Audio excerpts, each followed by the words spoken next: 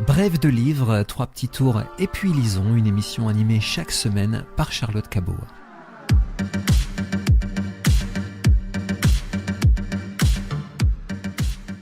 Bonjour, Brève de livres se penche aujourd'hui sur l'Électre de Giraudoux, qui est une pièce de théâtre en 2 actes qui fut représentée pour la première fois en 1937 au théâtre de l'Athénée, sous la houlette du grand Louis Jouvet. Alors, c'est une pièce qui porte le nom de son héroïne, elle est donc éponyme, mais on va tout de suite se demander qui elle est, cette Électre. Alors, son nom, c'est Electra, il vient du grec qui signifie claire, brillante, avec évidemment les dérivés de ses adjectifs, claire, pure comme la lumière, et brillante, précieuse comme l'or. Alors, elle appartient à la terrible lignée des Atrides. C'est la fille du roi Agamemnon, qui était le roi de Mycène et de Clytemnestre.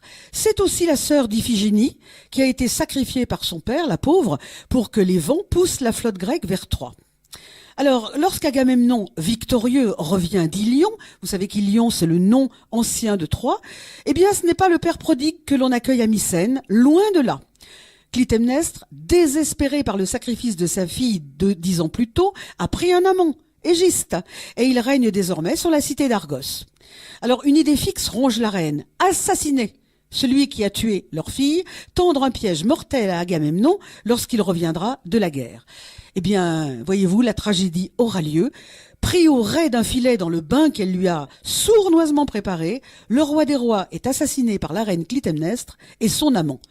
La pièce de Giraudoux débute après le meurtre du père. Oreste, le fils, a été banni et Électre connaît une existence bien misérable au palais de son père. Alors l'histoire de la pièce, c'est celle d'une quête menée par l'héroïne pour faire la lumière sur les événements tragiques du passé. Elle veut faire éclater la vérité. Et n'est-ce point naturel quand on s'appelle Électre, Électre la lumineuse, celle qui veut élucider les mystères, celle aussi dont la présence sert de révélateur aux autres. Alors après 20 ans d'absence, Oreste revient anonymement au palais de son père. Surprise, il rencontre un jardinier en habit de noces et s'étonne. Un jardinier épouser la princesse des lieux ? Eh oui, c'est la volonté d'Égiste, qui à sa manière veut éloigner les sinistres augures qui pèsent sur la famille des Atrines, en arrachant Électre à ses origines. Oui, bien sûr, me direz-vous, mais peut-on enrayer la machine infernale ? La fatalité, cette Moïra grecque, va s'incarner avec l'arrivée dans la cité de cet étranger, Oreste, que personne ne reconnaît. Le compte à rebours s'enclenche, le temps des meurtriers est compté. Et un songe va bientôt révéler la vérité à Électre. Leur père a été assassiné, leur mère a un amant. Le frère et la sœur vont alors interroger leur mère, qui d'abord nie avoir un amant, pour ensuite refuser de dire son nom. Mais un imperceptible tressaillement de Clytemnestre à l'évocation d'Égiste apprend bientôt à Électre que l'amant de sa mère, c'est justement Égiste.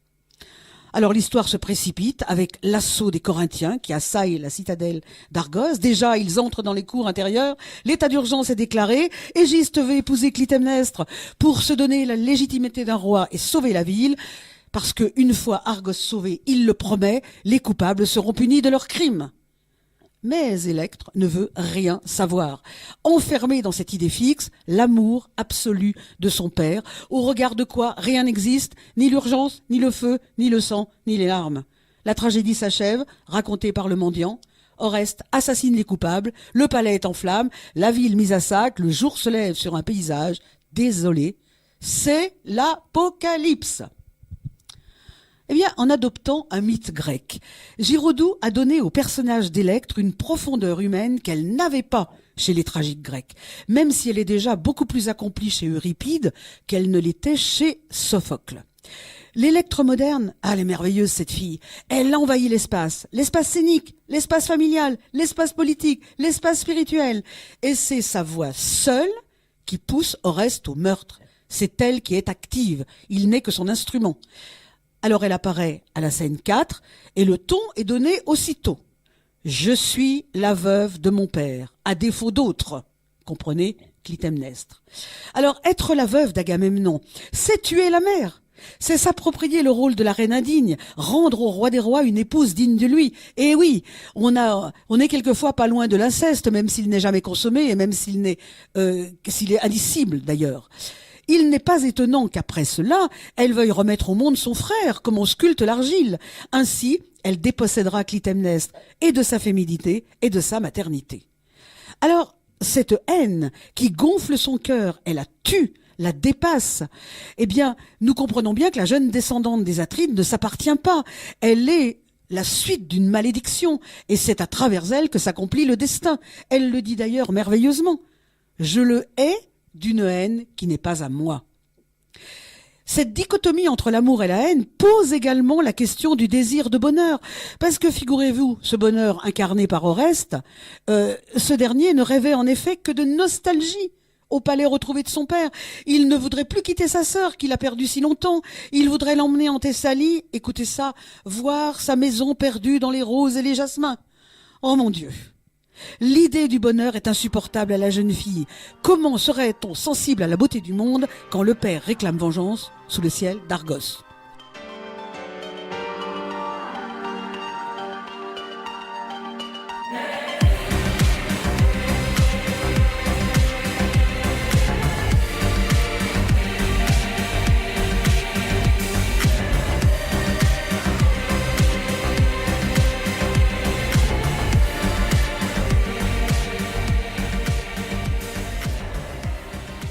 Eh oui, Électre, c'est la vérité en marche.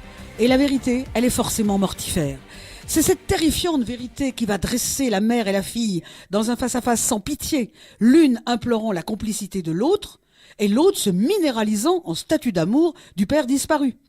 Paradoxalement, celle qui aime et revendique le droit d'aimer, ici et maintenant, à savoir Clytemnestre, eh bien, elle est très loin, elle est à des années-lumière de celle qui sacralise l'amour au point de se murer dans l'attente infinie du père absent.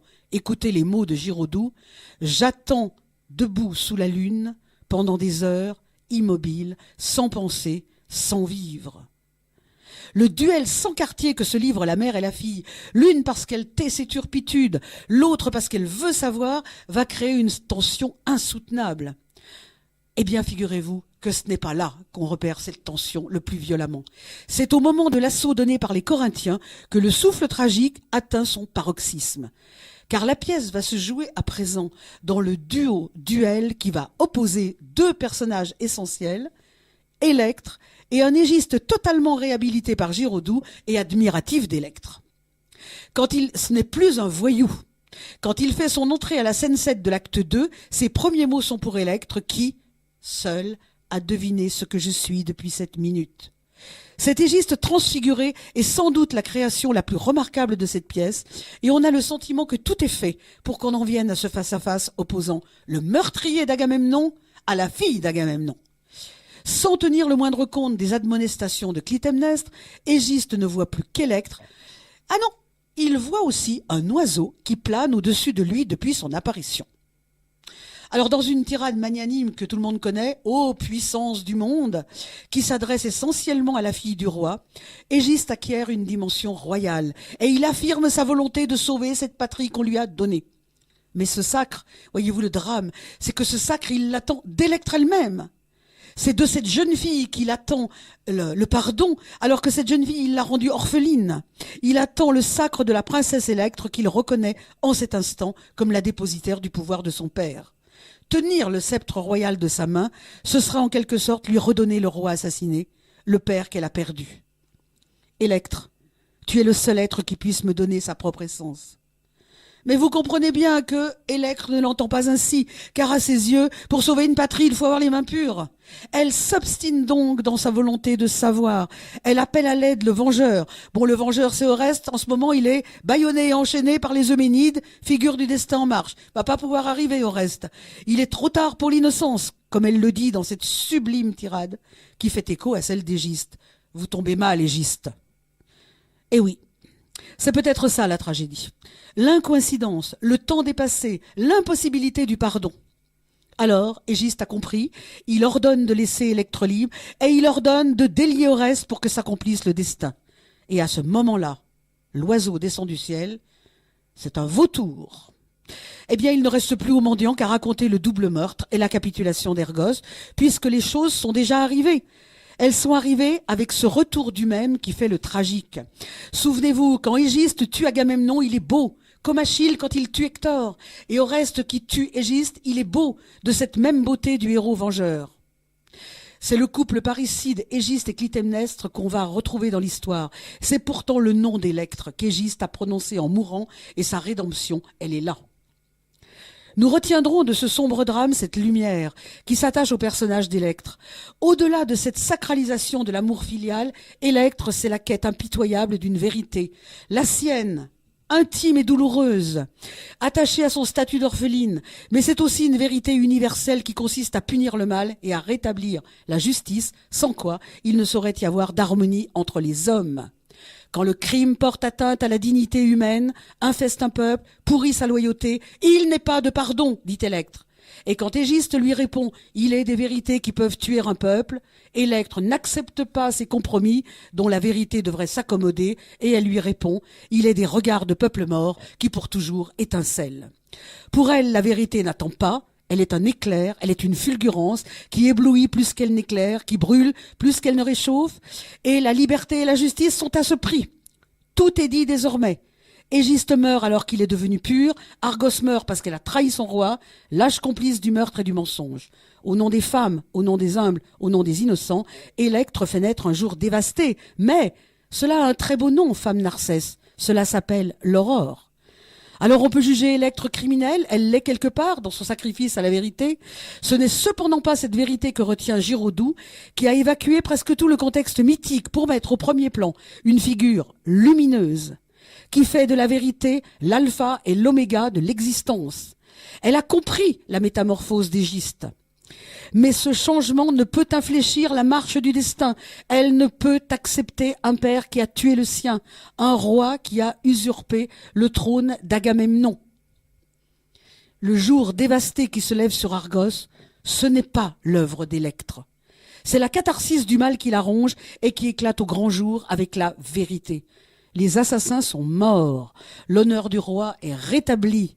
La cité purifiée, et il ne faut pas lire cette aurore autrement que comme la fin de l'attente, comme un juste châtiment, comme un recommencement.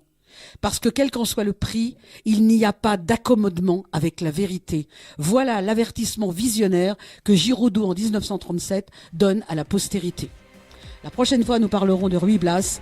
Au revoir.